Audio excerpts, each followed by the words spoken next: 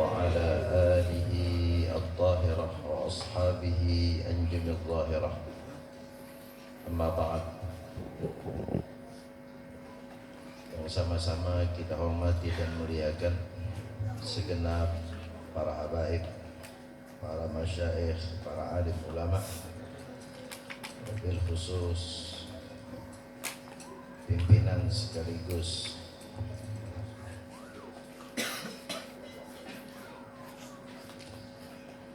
penasihat Majelis Al-Ikhwah, ya,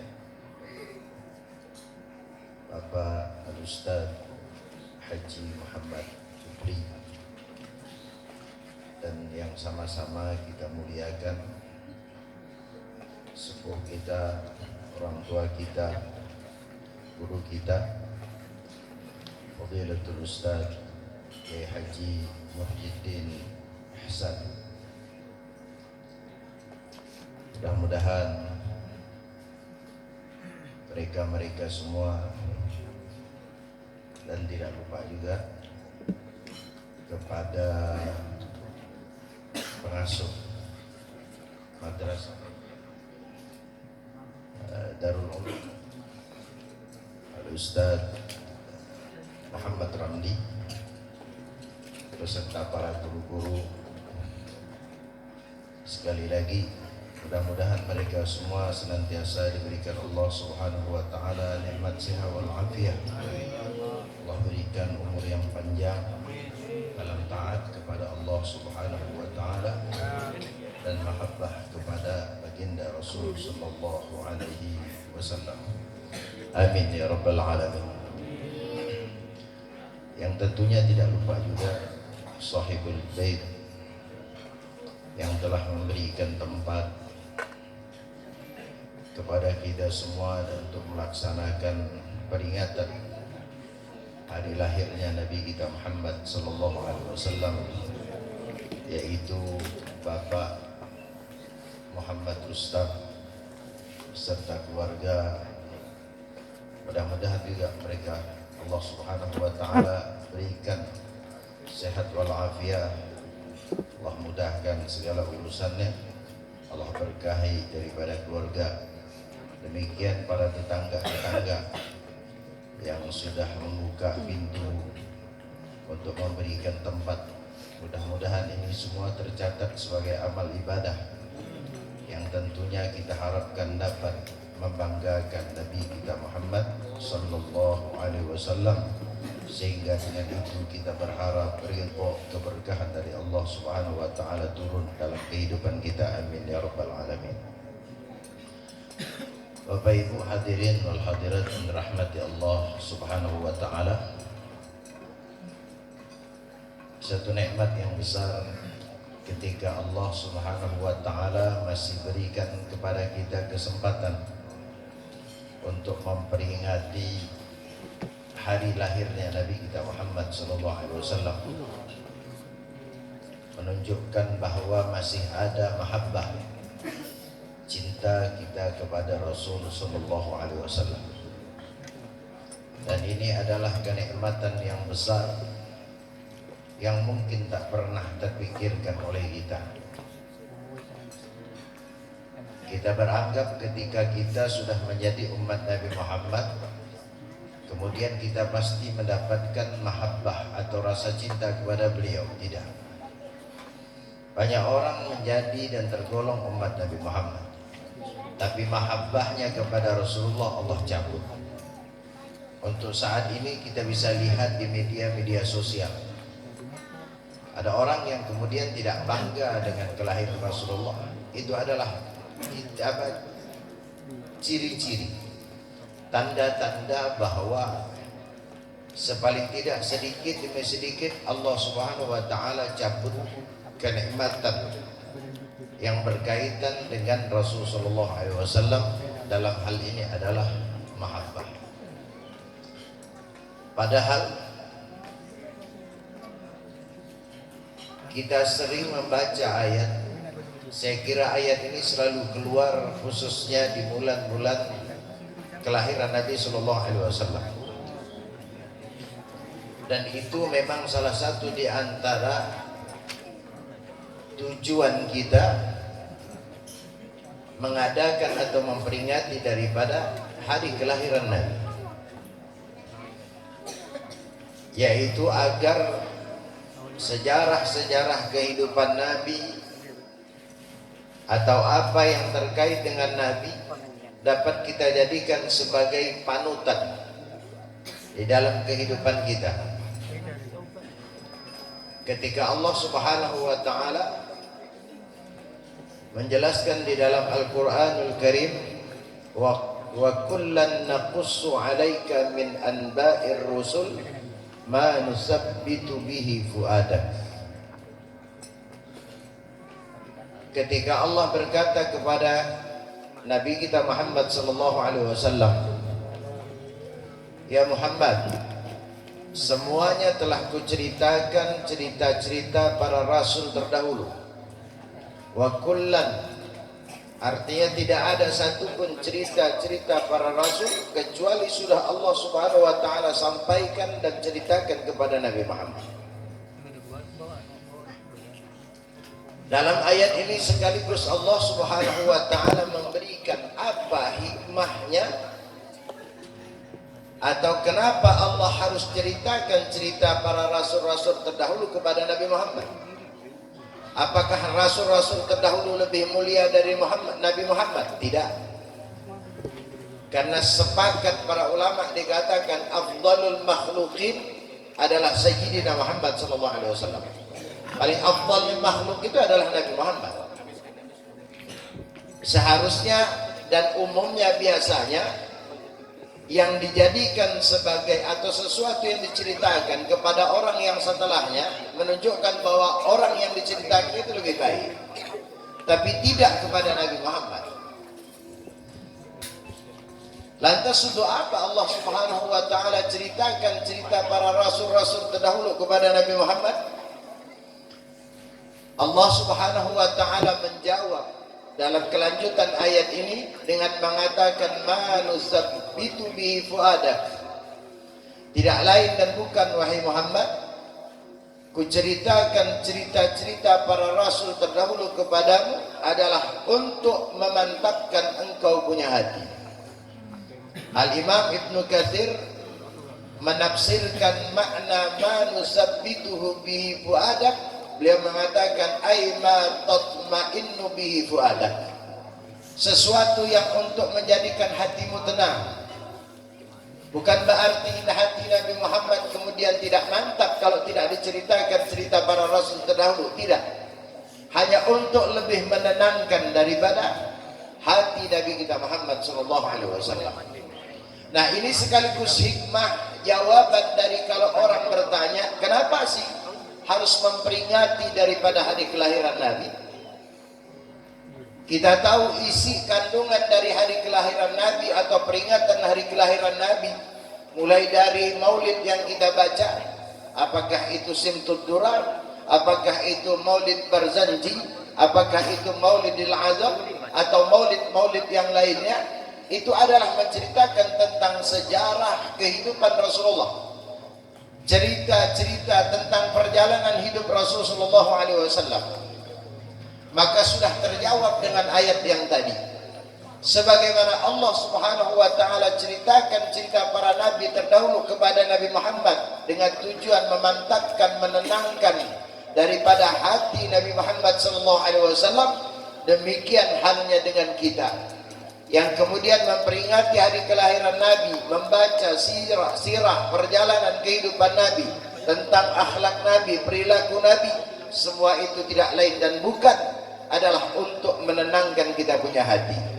Selain daripada itu juga adalah untuk kita jadikan sebagai panutan. Karena dalam ayat lain Allah Subhanahu wa taala berkata kepada Nabi kita, Allah Subhanahu wa taala menjelaskan kepada kita ketika Allah menceritakan tentang bagaimana sosok daripada Nabi kita Muhammad sallallahu alaihi wasallam. Rasulullah mengatakan, laqad kana lakum fi Rasulillah uswatun hasanah. Sungguh telah ada pada pribadi Rasul sallallahu alaihi wasallam uswatun hasanah, contoh yang baik untuk kalian. Ayat ini sering kita baca dengan terjemahan yang saya terjemahkan tadi. Ulama mengatakan secara zahirnya atau yang tersirat daripada ayat ini memang menjelaskan atau menggambarkan bahwa Nabi Muhammad SAW adalah sosok yang patut dan layak untuk kau contoh, karena segala kebaikan ada pada pribadi itu. Tapi sebenarnya kata ulama, dari ayat yang tersirat dari ayat ini, Allah menginginkan kita, karena dalam ayat tadi Allah mengatakan laqad kana lakum, artinya uswah hasanah atau teladan yang baik yang ada pada diri Rasulullah itu sebenarnya adalah tertuju untuk kita agar kita menjadikan itu sebagai panutan. Yang tersirat dari ayat ini bahwa Allah menginginkan kita punya hubungan dengan Nabi Muhammad SAW. Maka carilah hubungan kepada Nabi Muhammad.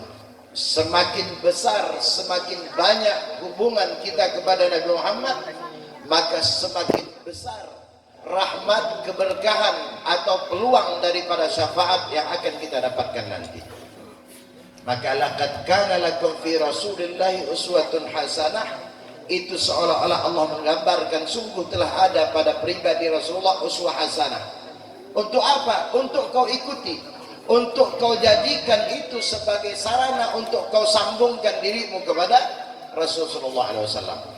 Seolah-olah Allah Subhanahu wa taala berkata, kalau kau berjalan agar nilai jalanmu itu berpahala, nilai jalanmu itu mendapat ganjaran, maka hubungkanlah cara jalanmu dengan cara Nabi Muhammad. Kalau kemudian engkau makan, agar makanmu tidak sebagaimana orang-orang yang tidak beriman, yang tidak ada pahala, yang paling dia dapatkan kenyang, tapi kata Allah, seolah-olah Allah mengatakan, hubungkanlah cara makanmu kepada Nabi Muhammad. Cara tidur kita, cara makan kita, cara berdakwah kita, cara bergaul kita dengan tetangga, cara bergaul kita dengan keluarga, cara bergaul kita dengan anak, cara bergaul kita dengan santri, cara bergaul kita dengan masyarakat. Hubungkan itu semuanya kepada Nabi Muhammad. Itu yang dimaksud oleh Allah dari kalimat laqad kana lakum fi Rasulillahi uswatun hasanah. Jadi Allah bukan hanya memberitakan bahwa Nabi Muhammad itu adalah panutan baik bagimu begitu saja, enggak. Allah menginginkan kita punya hubungan, sehingga Allah gambarkan kalau kau ingin kebaikan dan kebaikan itu bernilai besar, maka hubungkan itu kepada Allah, kepada Rasulullah SAW. Bahkan kita ketahui suatu amal apapun kalau tidak ada kaitan dan hubungan kepada Rasulullah, Allah tidak akan pernah terima. Saya sering contohkan, bahkan ini mungkin bukan yang pertama kalinya. Suatu ibadah yang kita kenal, ibadah salat adalah ibadah kita kepada Allah. Tidak ada sebuah orang boleh masuk dalam ibadah itu. Tapi bagaimana Allah Subhanahu wa taala mengajarkan kepada kita agar dalam ibadah untuk Allah pun kau harus menghubungkan itu kepada Nabi Muhammad SAW. Sehingga sepaling tidak dalam tasyahud akhir kita yang merupakan rukun daripada rukun salat, wajib bagi kita untuk menyebut daripada Nabi kita Muhammad SAW. Maka oleh karena itu yang dikatakan oleh Imam Ghazali, kafakum min azimi qadrikum man lam yusalli alaika la salatalah. Cukup sebagai tanda keagungan, kebesaran kalian termasuk daripada Nabi kita Muhammad SAW.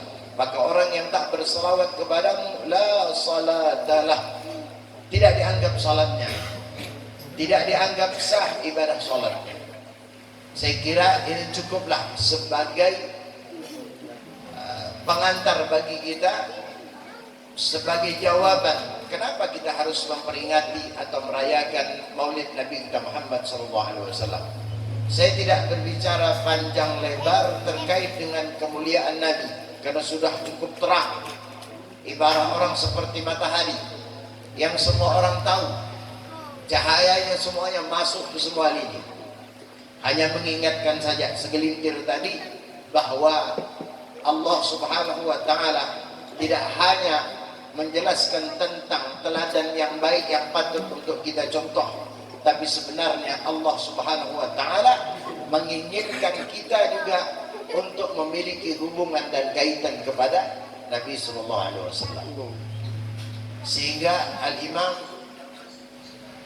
Ibnu Arabi berkata, la yartajil usul man lam yutabi'ir rasul. Beliau mengatakan tidak akan pernah dan jangan pernah berharap untuk sampai ke hadirat Allah man lam yutabi'ir rasul, orang yang tak ikut kepada Rasul. Apa maknanya? Semua amal perbuatan kita harus kita upayakan untuk ikut kepada Rasulullah SAW. Karena itulah cara-cara, bahkan satu-satunya cara untuk kita sampai ke hadirat Allah Subhanahu wa taala.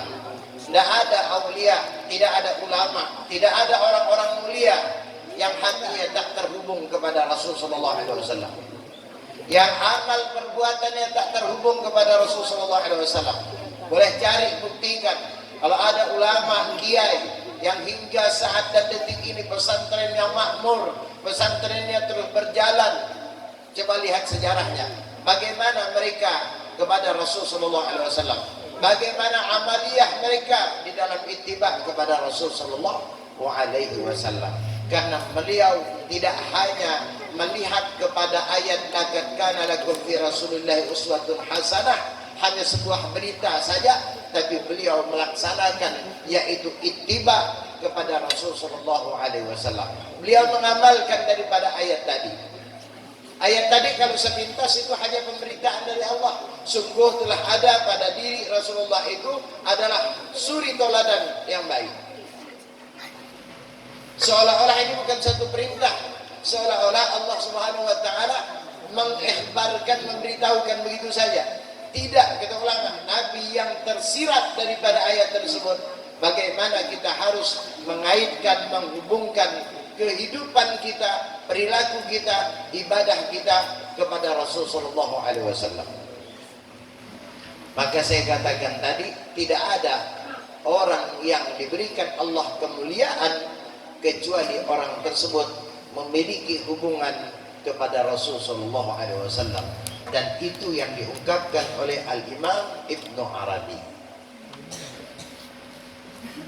Maka kalaulah itu merupakan syarat untuk mendapatkan kemuliaan, keberkahan di dalam hidup kita di dunia bahkan hingga akhirat, maka kita harus cari apa yang bisa menghubungkan kita kepada Rasulullah. Para ulama menghubungkan diri mereka kepada Rasulullah selain amaliyah mereka, yaitu dengan ilmu mereka. Bahkan yang terbaik itu adalah mewarisi atau menghubungkan dirinya kepada Rasulullah SAW melalui ilmu. Maka sekali lagi, majelis-majelis, apakah itu majelis salawat yang di sini disebut dengan majelis al-ikhwah, ataupun apa saja yang di sana dibangun terkait dengan ilmu, terkait dengan pemahaman-pemahaman agama, itu berarti menyambungkan majlis atau tempat tersebut kepada Rasulullah SAW. Maka berbahagialah, bahkan kaitan dengan majlis ilmu itu adalah sambungan yang paling erat. Karena orang yang mengambil wirasah atau peninggalan Rasulullah itu adalah mereka orang-orang yang menuntut ilmu. Sehingga dikatakan di dalam hadis Nabi sallallahu alaihi wasallam, innal anbiya lam yuwarrithu dinara wala dirhama wa innama warathu al-ilm. Sesungguhnya para nabi-nabi, bukan hanya Nabi Muhammad, nabi-nabi terdahulu ketika mereka wafat, mereka tidak ada meninggalkan daripada warisan. Lantas apa warisan mereka? Wa innama warathu al-ilm. Kata Rasulullah, sesungguhnya para nabi-nabi terdahulu termasuk beliau yang berbicara ini tidak meninggalkan harta benda, tak meninggalkan kekayaan. Mereka meninggalkan daripada al-ilm.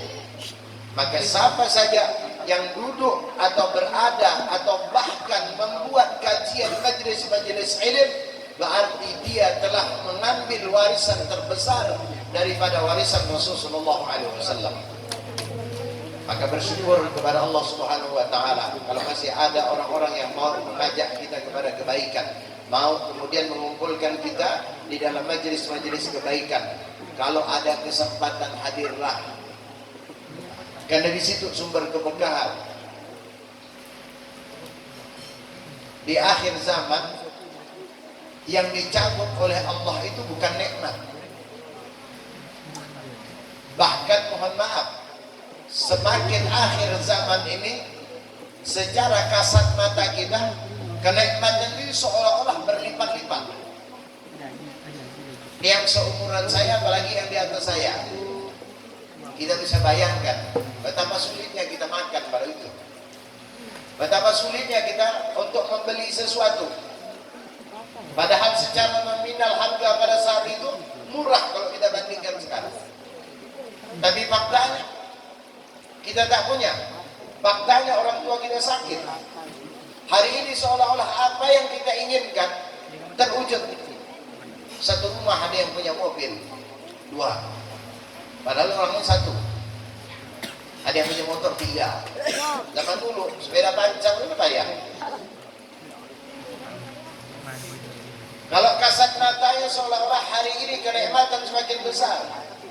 Tapi kata Rasulullah di akhir zaman itu, yang dicabut oleh Allah Subhanahu wa taala bukan nikmat seperti nikmat mengalir. Apa yang dicabut oleh Allah? Di antaranya adalah keberkahan.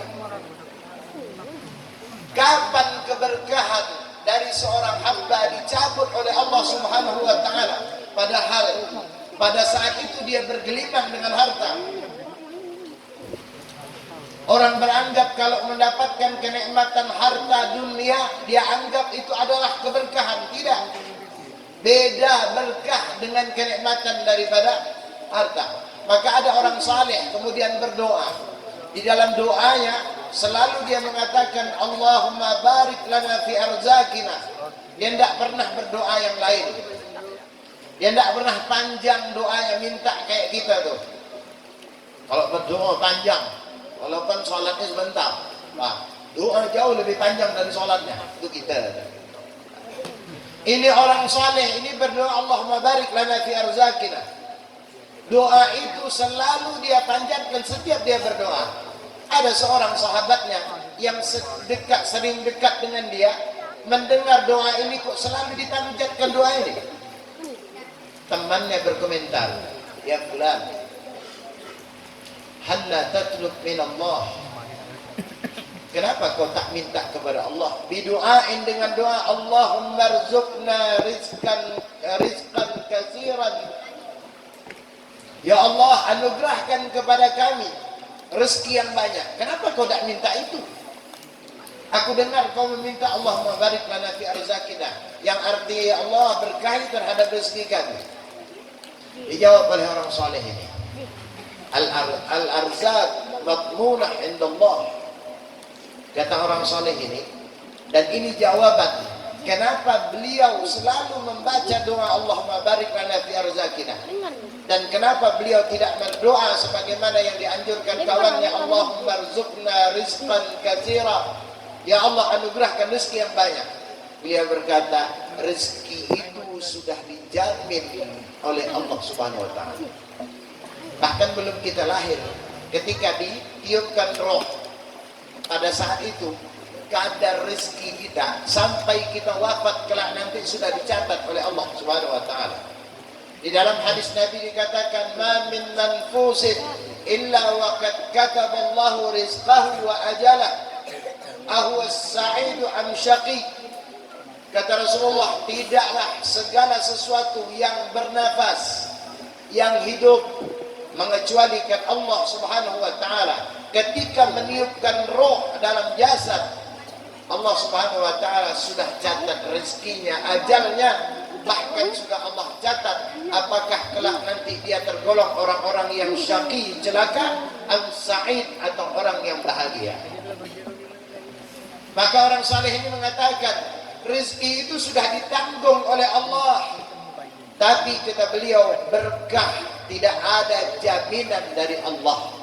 Maka aku meminta kepada Allah keberkahan, karena aku tak pernah khawatir dengan rezeki. Yang aku khawatirkan, apakah ada dalam rezeki yang Allah utus untukku keberkahan di dalamnya. Nah, kalau kita ini rata-rata kalau dah dapat rezeki lupa, tidak pernah kemudian berpikir berkah benda ya. Pokoknya kalau dah rezeki kita anggap berkah. Bahkan seringkali ketika dapat rezeki langsung kita mengatakan berkah, berkah, berkah. Tidak, beda. Rezeki beda, berkah beda. Ada orang diberi rezeki, Allah berikan kepada orang yang beriman, kepada orang yang tak beriman. Rezeki Allah berikan kepada orang yang maksiat, kepada orang yang bahkan tak kenal sekalipun dengan Allah, Allah berikan rezeki. Bahkan mohon maaf, kadang-kadang kasat mata kita, mereka lebih banyak dari kita. Orang yang tak beriman, ahli maksiat, rezekinya banyak. Kita setiap hari salawat, setiap hari salat, setiap hari Masya Allah puasa, kadang-kadang rezeki kita sedikit, kadang-kadang nominal. Maka rezeki tak perlu kita khawatirkan. Yang hari ini yang kita perlukan adalah bagaimana kita menjadikan harta atau rezeki tersebut berkah. Di antara sumber keberkahan itu adalah tempat-tempat atau majelis-majelis ilmu atau yang berkaitan dengan ilmu.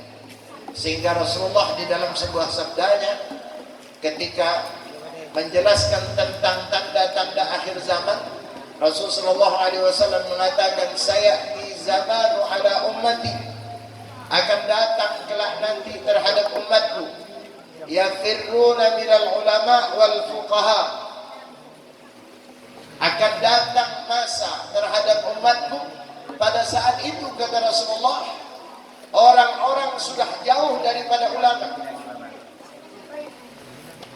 Jauh dari ulama itu bukan berarti lihat ulama lari, belum tentu. Bukan itu maknanya. Lari dari ulama artinya orang sudah tidak mengindahkan lagi ulama. Orang sudah tidak mengindahkan lagi majelis-majelis. Karena di situ pasti ada ulama. Yafirruna 'anil fuqaha, bahkan mereka lari daripada orang-orang ahli fikih. Yang dimaksud adalah lari daripada hukum-hukum Allah. Mereka tidak mau lagi berhukum dengan hukum Allah. Kalau dikatakan ini haram, tidak boleh. Ini halal, kerjakan. Dia tidak peduli. Kata Rasulullah, kalau sudah orang sudah tak mengindahkan ucapan para ulama, tidak lagi kemudian mengindahkan hukum-hukum Allah, 3 bencana yang Allah Subhanahu wa taala akan berikan. Di antara yang 3 tersebut, yang pertama, yarfa'illahul barakah min kasbih. Inilah yang saya maksud, bahwa di saat kita masih ada di majlis, kalau kita masih ditakdirkan di majlis, bersyukurlah kepada Allah. Berarti insya Allah rezeki yang Allah berikan adalah rezeki yang bukan hanya semata-mata anugerah, tapi juga di dalamnya ada keberkahan. Kenapa? Kita masih mengindahkan para ulama, kita masih mengindahkan daripada hukum-hukum Allah Subhanahu wa taala, dan orang yang membahas terkait dengan hukum-hukum Allah hanya ada di majelis-majelis ilmu. Orang tua kita dulu amal ibadahnya tak banyak, tidak macam kita. Kita salawat di sini, salawat di sini, salawat di sini. Saya tidak katakan tidak baik. Bahkan bila perlu sebanyak mungkin kita iftahkan. Tapi untuk membayangkan, orang-orang tua kita terdahulu kerjanya biasa, tapi hubungan mereka kepada para ulama hubungan mereka kepada hukum-hukum Allah Subhanahu wa taala mereka jaga. Sehingga Allah turunkan, Allah berikan keberkahan. Mohon maaf, kerja-kerja orang tua kita dulu biasa. Tapi sekali tidak seumur hidupnya haji 1 kali. Kita di rumah kita mobil berapa, kadang-kadang belum berangkat, usahakan haji, umrah bayar. Bisa jadi itu tanda-tanda bahwa keberkahan mulai lari dari kehidupan kita. Orang tua kita dulu usahanya biasa, kerjanya tak banting tulang 24 jam. Kadang-kadang mereka turunnya habis subuh, kembali kadang-kadang sebelum zuhur sudah di rumah. Tapi ketika mereka wafat meninggal dunia, sepaling tidak sepetak 2 petak tanah dia tinggalkan untuk kita. Hari ini andai kata kita ini ditakdirkan dicabut nyawanya oleh Allah, mungkin yang kita tinggalkan bukan tanah, yang kita tinggalkan hutang. Padahal kerja kita siang malam, kadang-kadang tidak sempat bertemu dengan anak. Pergi kerja anak masih tidur, pulang kerja anak sudah tidur. Seharusnya uang kita lebih banyak. Seharusnya andai kata kita wafat meninggal dunia, warisan kita lah jauh lebih banyak. Tapi hari ini kenapa tidak ada itu? Mereka orang-orang yang dahulu yang kemudian hidupnya sederhana, tapi hidupnya bersahaja, berkah. Kenapa? Mereka masih mengindahkan daripada hukum-hukum Allah. Mereka masih menjaga hak-hak daripada Allah Subhanahu wa taala. Sehingga Allah Subhanahu wa taala terus berikan keberkahan. Maka hari ini mulai sedikit ini jangan hanya berharap harta yang banyak, tapi berharaplah kepada Allah keberkahan yang banyak. Banyak orang yang hari ini diberikan Allah harta yang banyak, tapi ketika keberkahan dicabut oleh Allah, harta yang banyak pun tak pernah menjadikan dia baik. Tak ada bagian dari hartanya untuk kebaikan tabungan dia di akhirat. Setelah dia mau wafat, sudah akhir daripada hayatnya, baru dia teringat kenapa tidak pernah sedekah. Kenapa tidak pernah untuk bangun pesantren? Kenapa tidak pernah menitipkan uangnya untuk masjid? Itu yang kita khawatirkan. Jadi jangan kita sangka bahwa harta yang banyak kemudian itu adalah berkah. Belum. Kadang-kadang cara Allah untuk mengazab seorang hamba kelak nanti dengan cara di dunia Allah taburkan dia dengan kenikmatan sehingga dia lupa, dan perhitungannya kelak nanti akan besar. Maka kalaulah kita diberikan Allah kemudian kita ini sudah sholawatan, majlis Masya Allah, walaupun kita paksa-paksakan hadir, rutinitas kita bulanan mingguan kemudian ada, tapi kadang-kadang kenapa kok hidup ini tidak berubah-ubah? Walaupun tidak mungkin sengsara betul, tapi sebenarnya tidak mungkin yang kita harapkan tidak seperti itu. Kalau itu yang kita alami saat ini, jangan pernah kecewa. Bisa jadi itu adalah cara yang terbaik yang dibuatkan oleh Allah untuk kita. Karena kalau hidup ini sesuai dengan penilaian kita, itu akan rusak. Karena kadang-kadang cara Allah untuk menjadikan orang itu bahagia di akhirat, kadang-kadang memang Allah berikan sesuatu dalam hidupnya tak menyenangkan. Walaupun kita tak berharap itu. Kita berharap di dunia kita diberikan ketenangan, kenyamanan, di akhirat pun demikian. Tapi andai kata kemudian kita merasa tidak sebagaimana yang kita harapkan, jangan pernah kecewa. Karena sesuatu yang terbaik Allah Subhanahu wa taala persiapkan di akhirat. Ada satu hadis qudsi Rasulullah sallallahu alaihi wasallam berkata, Allah Subhanahu wa taala mengatakan, inna min ibadi man la yasluh imanuhu illa bil ghina. Ada, kata Allah, di antara hambaku yang dia punya iman tidak akan pernah baik imannya kecuali harus kaya. Falau afqartuhu lakafar. Orang yang semacam ini kata Allah, andai kata ku fakirkan, ku miskinkan, bisa jadi dia kufur nikmat. Jadi kalau ada orang saudara kita, sahabat kita yang diberikan Allah kekelimangan harta dengan ketaatannya, kita berhusnuzon.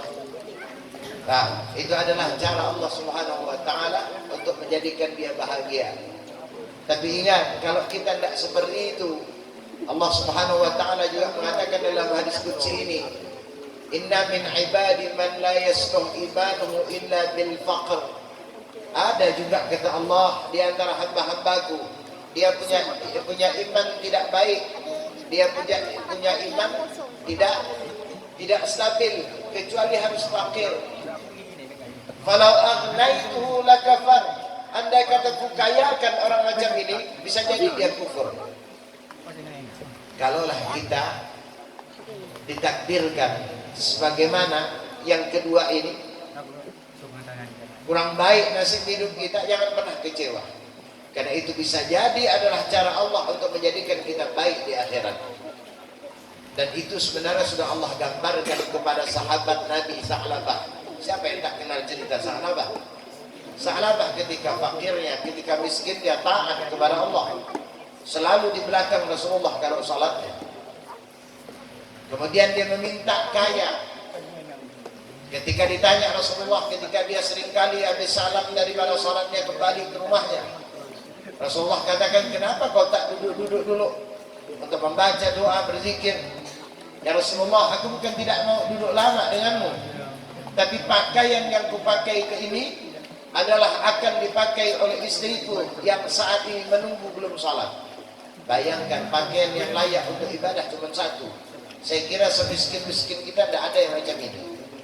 Tapi ini adalah kemiskinan yang parah yang digambarkan dalam sejarah kehidupan kita, yang dicontohkan langsung oleh sahabat Rasulullah.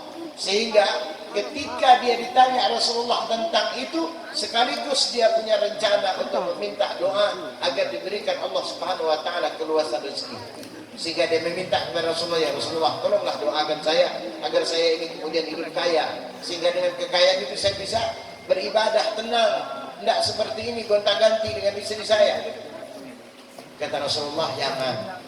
Dan salah satu mukjizat Rasulullah bukan hanya tahu sesuatu yang terjadi, tapi sesuatu yang akan terjadi Rasulullah tahu. Termasuk keadaan kepada sahabatnya Sa'labah ini. Ketika itu Rasulullah tahu. Sehingga Rasulullah mengatakan, ya Sa'labah, keadaanmu seperti ini lebih baik. Artinya, kau jangan pernah berharap meminta doakan kepadaku agar engkau menjadi kaya. Karena engkau lebih baik dengan kehidupan semacam ini. Rasulullah dah tahu. Tapi dasar manusia punya hawa nafsu, tentu punya keinginan. Sehingga dia sepertinya tidak leluasa dengan ucapan Rasulullah tadi. Dia tetap meminta, pada akhirnya didoakan. Terbukti akhir daripada hayat Sa'labah, ketika Allah berikan kekayaan yang sudah diwanti-wanti oleh Rasulullah ketika itu, bahwa keadaanmu miskin jauh lebih baik. Tapi ketika kaya, kemudian dia mulai jauh dari Allah Subhanahu wa taala. Walaupun tidak langsung, tapi paling tidak dia mulai salatnya terlambat. Pada akhirnya tidak salat sama sekali. Ketika diminta tentang zakat daripada harta, kebetulan kambingnya ketika itu sudah memenuhi daripada kota Madinah, sehingga dia mengatakan bahkan kepada Rasulullah, mengatakan wa ma hadza illa jizyah, ini adalah upeti. Dia menganggap utusan Rasulullah yang diutus Rasulullah untuk mengambil daripada zakat harta kambingnya tersebut, dianggapnya sebagai upeti. Dianggapnya sebagai permintaan Rasulullah SAW. Coba lihat, orang yang taat dulu yang bersama Rasulullah, kemudian menjauh daripada Rasulullah dan bahkan pada akhirnya menjauh kepada Allah Subhanahu wa taala. Maka inilah salah satu di antaranya. Tapi tetap kita berharap mudah-mudahan Allah Subhanahu wa taala berikan keberkahan. Sehingga harta yang sedikit kalau diberkahi itu seperti harta yang banyak. habbah idza barakal maula tulaqil hubub. Satu biji kalau Allah berkahi, satu biji itu akan berbuah daripada biji-biji yang banyak. Satu contoh padi, kalau satu biji padi kita tanam akan tumbuh satu pohon. Satu pohon nanti akan tumbuh beberapa tangkai. Dalam satu tangkai itu kemudian ada beberapa ratus, bahkan bisa jadi ribuan daripada biji. Seperti itulah keberkahan. Berkah ini yang kita cari.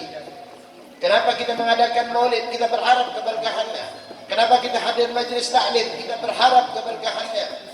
Karena kalau rezeki, saya katakan tadi, tidak usah dikhawatirkan, dijamin oleh Allah. Tapi kita berharap hadirnya kita di majelis-majelis semacam ini, peringatan-peringatan semacam ini, untuk menjadikan semua anugerah yang Allah berikan kepada kita, termasuk rezeki kita, termasuk nikmat sehat kita, adalah rezeki atau nikmat sehat yang berkah.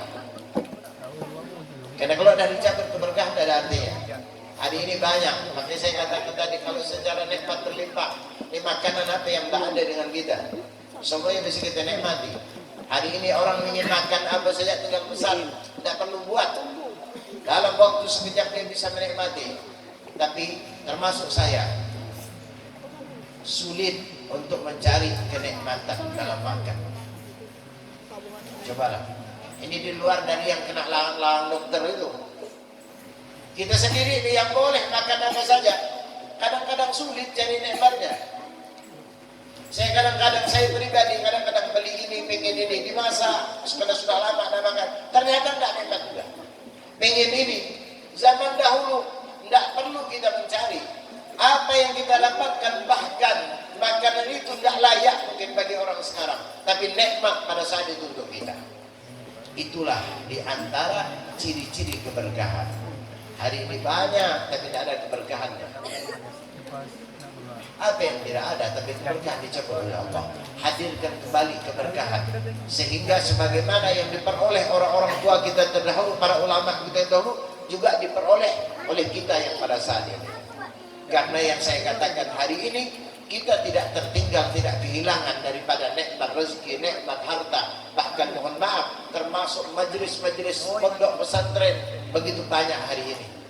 Tapi jangan pernah abaikan keberkahan itu yang harus kita hadirkan.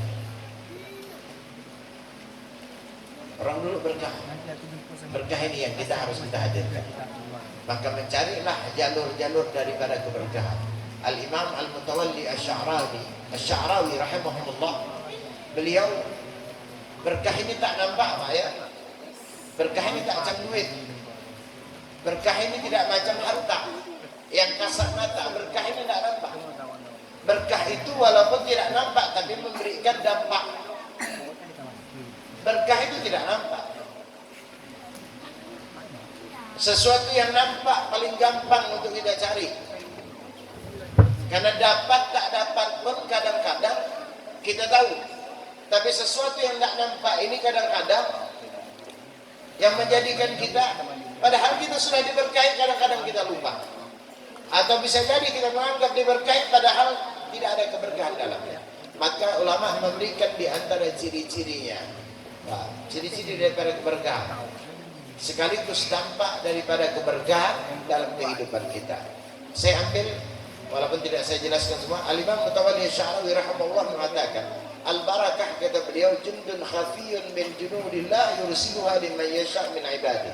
Berkah itu adalah pasukan yang tak kasat oleh mata, yang Allah utus kepada hamba yang Allah kehendaki. Ini catatan menunjukkan bahwa berkah tak semua orang dapat.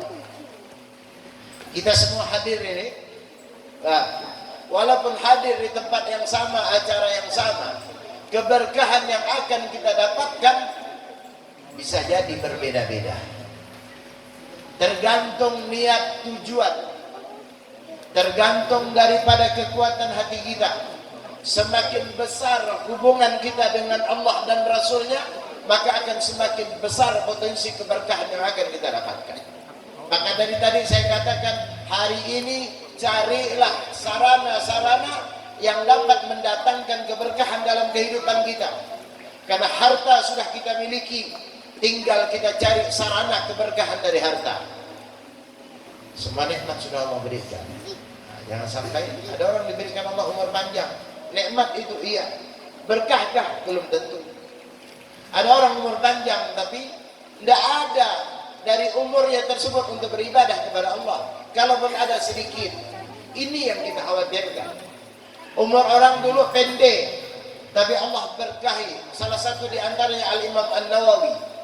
Dalam sejarah itu di antaranya, walaupun bukan satu-satunya, tapi di antara yang dicontohkan oleh para ulama, Imam Nawawi.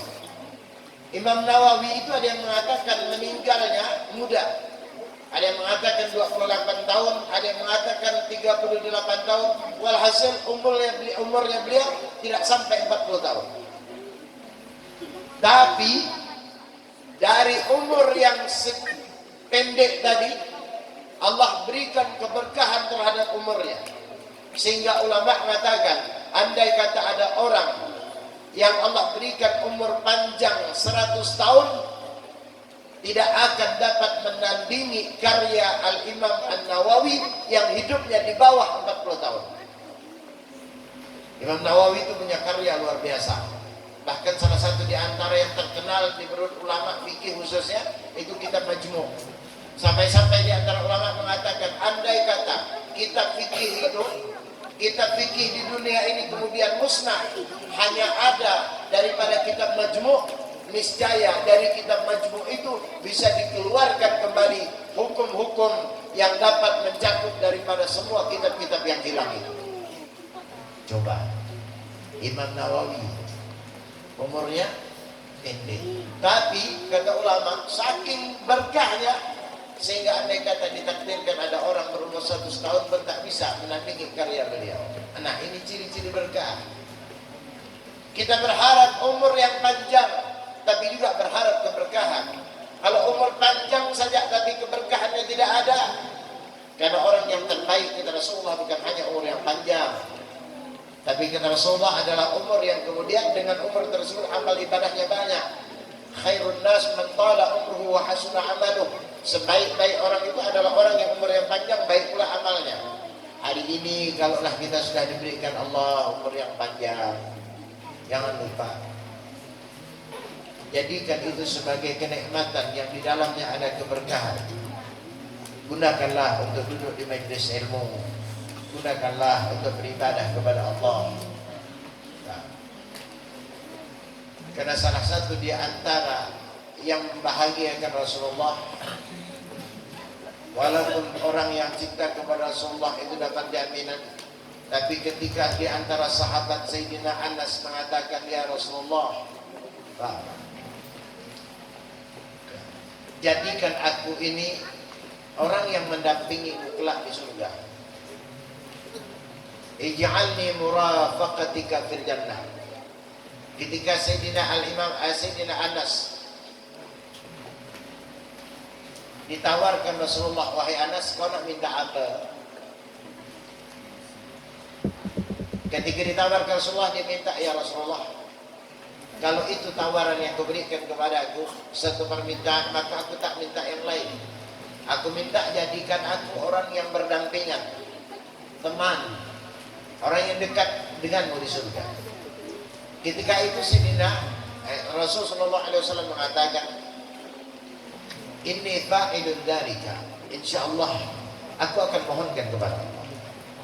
Tapi dalam riwayat juga dikatakan, wa a'inni bi kasratis shalah, bantu aku dengan permintaanmu. Kau jangan hanya minta kemudian kepada aku, tapi bantu aku dengan memperbanyak salat.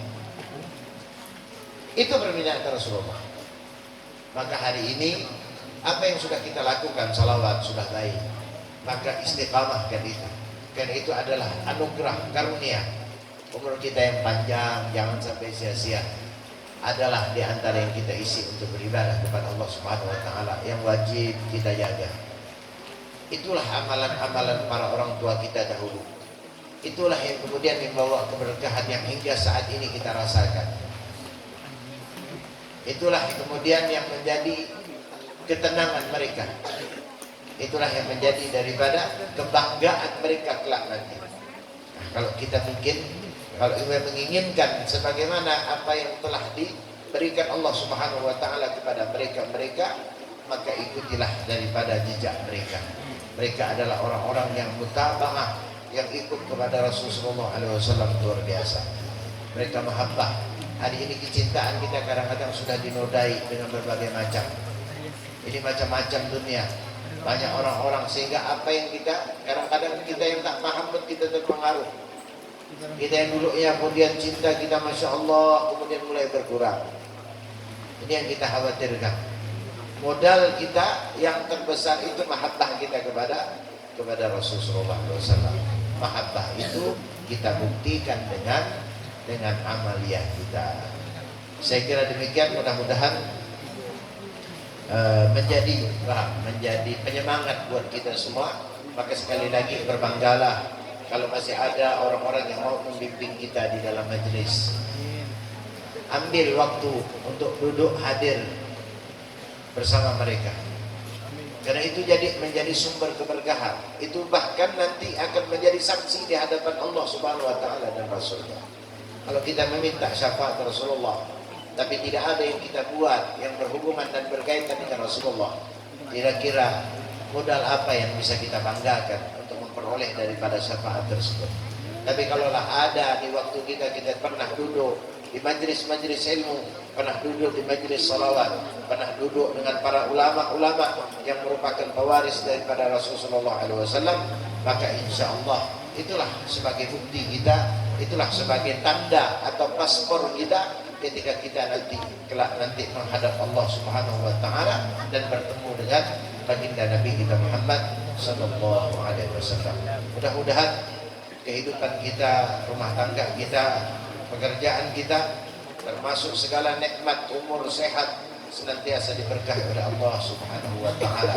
Dan khususnya bagi kita yang hadir malam hari ini yang tentunya sudah berkorban dari panitia, kemudian segenap yang tergabung di dalam majelis kita pada malam hari, mudah-mudahan usaha mereka, upaya mereka senantiasa dibalas oleh Allah Subhanahu wa taala dengan kebahagiaan di dunia dan di akhirat kelak nanti. Allah kabulkan hajat mereka dan hajat kita semua di dunia, dan mudah-mudahan Allah Subhanahu wa taala berikan tempat kepada kelak nanti, yaitu dekatnya kita kepada baginda Nabi kita Muhammad sallallahu alaihi wasallam. Saya kira ini saja yang dapat saya sampaikan. Mohon maaf yang sebesar-besarnya. Wabillahi taufiq wal hidayah. Assalamualaikum warahmatullahi wabarakatuh. Waalaikumsalam warahmatullahi wabarakatuh.